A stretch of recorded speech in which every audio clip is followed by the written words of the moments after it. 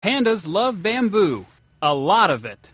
But how much is too much? How much milk do you give a baby leopard? What's the proper amount of greens for a 75-year-old, 500-pound tortoise? These are all questions for this man, Mike Maslanka.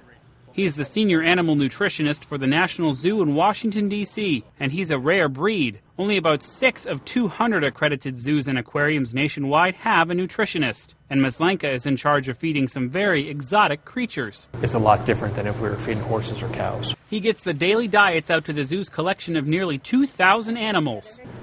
All the meals for all of the residents at the National Zoo start here in the Commissary. It's where everything from anteaters to zebras get their breakfast, lunch, and dinner. Some eat salad, some eat mice, but the commissary crew is in charge of some very big and sometimes very finicky appetites. We do have picky eaters, and that's fine. When a diet is ready, it goes in a zoo-sized cookbook. All of the ingredients are measured down to the gram, and some of those ingredients may look familiar. For the case of our bears, some of those are getting a commercial dog food.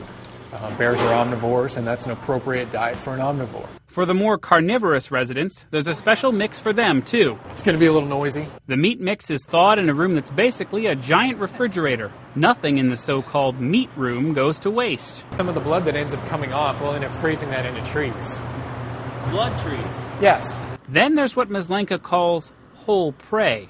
We're talking about rats, mice, of all those life stages, rabbits. And boy, do reptiles love whole prey. So do the visitors. When those animals are being fed, those end up being the exhibits that most of the visitors are standing in front of at the time. To see that, that's running at about 19 below. A super cold set of freezers keeps the mice, rabbits, squid, herring, and other perishables as fresh as possible. The produce has to be top-notch, too. We don't take seconds. We don't take donations. All the produce that we use to include in these diets is restaurant grade.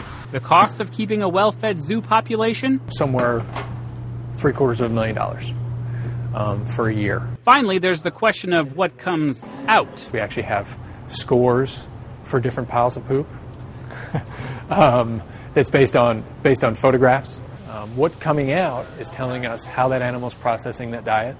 It's telling us a lot about the moisture balance of that animal, how hydrated it might be. From cutting up the veggies to checking on the poop, Maslanka and his crew keep these reptiles, felines, and primates smiling.